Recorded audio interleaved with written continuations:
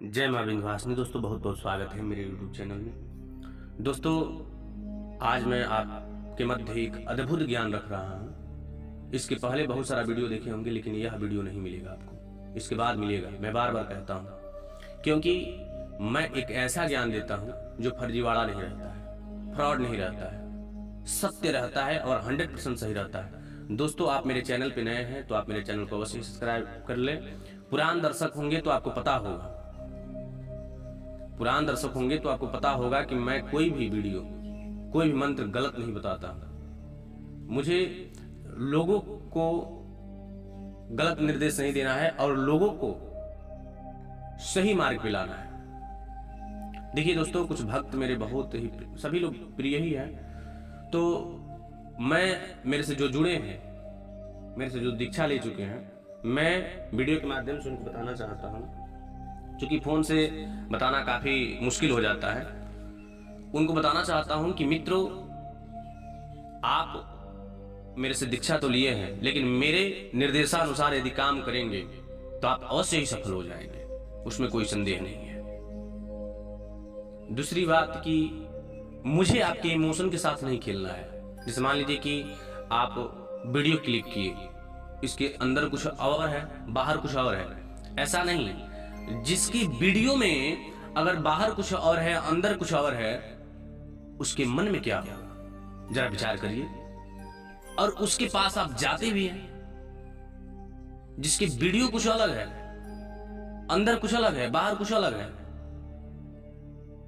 बाहर थंबनेल ऐसे लगाया गया है कि मतलब अभी क्लिक करना ही चाहिए, तो आपके इमोशन के साथ खेला गया है। तो मुझे आपके इमोशन के साथ खेलना नहीं है, मुझे आपकी भावनाओं के साथ कोई ठेस पहुंचाने की इच्छा नहीं है, मुझे आपको सही ज्ञान देना है। चलिए ज़्यादा नहीं करते हुए मैं आज ज्ञानी नाम की मंत्र के बारे में डिस्कशन करने वाला हूँ। दोस्तों सबसे पहले मैं बताऊंगा कि ज्ञानी नाम की मंत्र क्या है, इसका विनियोग क्या है, संकल्प क्या है, ध्यान क्या है। पहले सबसे पहले विनियोग जानते हैं। विनियोग क्यों करना चाहिए? जैसे लोग कहेंगे कि विनियोग की क्या आवश्यकता है, मैं बता रहा हूँ। बिना विनियोग के यदि आप किसी भी मंत्र का अनुष्ठान करते हैं तो वह उसका फल अर्ध हो जाता है, या ये मानिए कि उसका फल नहीं मिलता है, विलंब हो जाता है, नहीं मिलता है। दूसरा कि जब आप विनियोग नहीं जानेंगे तो उसका न्यास कैसे बनाएंगे? ठीक, जब न्यास नहीं बना पाएंगे तो उस मंत्र का प्रभाव कम हो जाता है।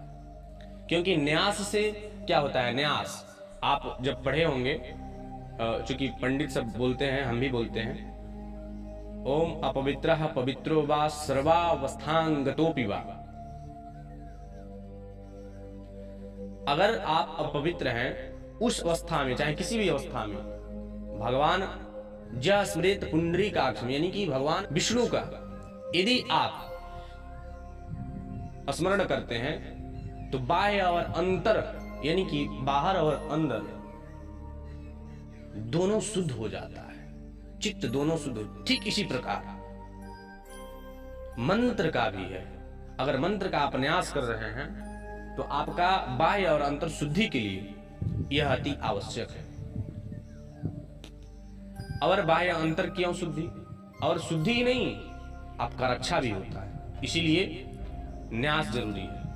विनियोग तो पता लग गया कि ऋषि नहीं रहेंगे, देवता पता नहीं रहेगा, छंद पता नहीं रहेगा, तो उसका फल अर्ध हो जाता है। यदि आप न्यास नहीं करेंगे तो आपके शरीर का खतरा रहता है।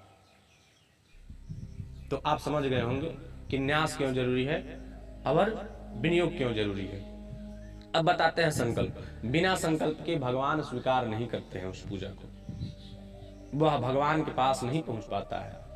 क्योंकि भगवान ही निर्णय देने वाले हैं कि उसका आप जो जपे हैं उसमें कितना सत्य है, कितना असत्य है। जिस भी आराध्य कर रहे हैं भगवती के, बिना संकल्प पे भगवती स्वीकार नहीं करती है, वह अस्वीकार हो जाता है। आप हिंदी में करें या संस्कृत में करें, संकल्प तो करना ही पड़ेगा। तो आपको संकल्प पता चल गया होगा कि संकल्प क्यों करना चाहिए, क्या है। इसके बाद मैं बात करने वाला हूं ध्यान। देखिए लिखा है everything is possible by meditation. Meditation का मतलब क्या होता है? ध्यान। आप ध्यान से ही सभी चीजों को साध लेते हैं। ध्यान कैसे करना रहता है? जैसे मोहिनी भगवती का ध्यान कर रहा है, तो मोहिनी भगवती का ध्यान कैसे करना है कि मोहिनी भगवती अपने पास एक अद्भुत सम्मोहन शक्ति रखती हैं, वही सम्मोहिनी है, और हमारे अंदर सम्मोहन शक्ति का संचार कर रही हैं। और मैं जो मंत्र जप रहा हूँ उस मंत्र से मुझे अद्भुत लाभ मिल रहा है, और वह आशीर्वाद मुद्रा में मुझे आशीर्वाद दे रही है।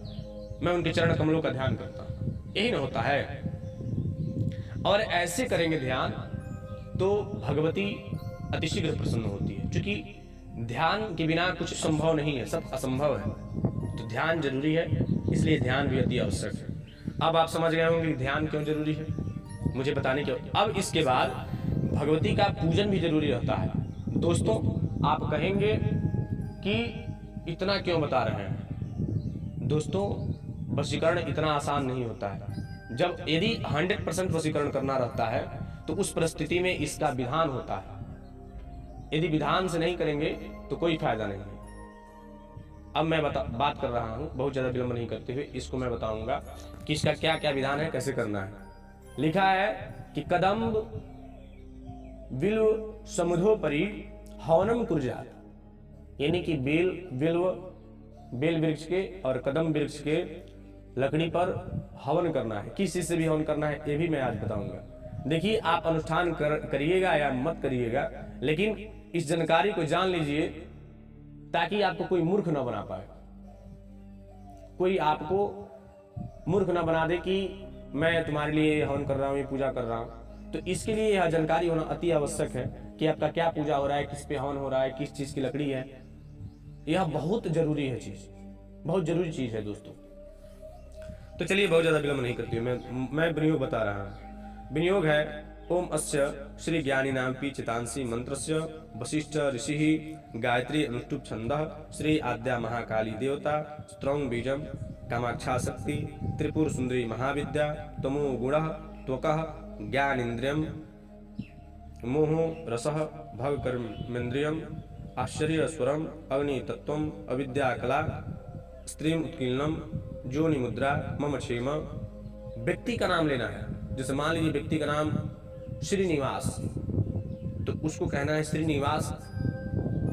अगर कुमार हो गया तो श्रीनिवास कुमारस्य सम्मोहनार्थे जपे विनियोग। समझ गए होंगे आप। मेरे से एक बार संपर्क कर ले ये अनुष्ठान करने से पहले। चलिए इसके बाद इसका करन्यास बताते हैं। करन्यास क्या है? ओम ऐं स्त्रौं नुष्ठाभ्यां नमः, नमो नमः तर्जनीभ्यां स्वाहा, ज्ञानिनां पीचितांसी मध्यमाभ्यां वखट, देवी भगवती हिसा अनामिकाभ्यां हुं, बलादाकृष्य मोहाय कनिष्ठिकाभ्यां वौखट, महामाया प्रेक्षति कर्पृष्ठाभ्यां फट। ओं ऐं अस्त्रो हृदयाय नमः, नमो नमः शीर्षे स्वाहा, ज्ञानिनां पीचितांसी शिखाय वखट, देवी भगवती हिसा कवचाय हुं, बलादाकृष्य मोहाय न तत्राग वौखट, महामाया प्रेक्षति स्त्राय फट। इसके बाद ध्यान करना है। ध्यान क्या है? सकुंकुमं विलेपनां मलिक चुंबिक कस्तूरिकां समन्दः सितेक्षणां सरस चापपाशांकुशां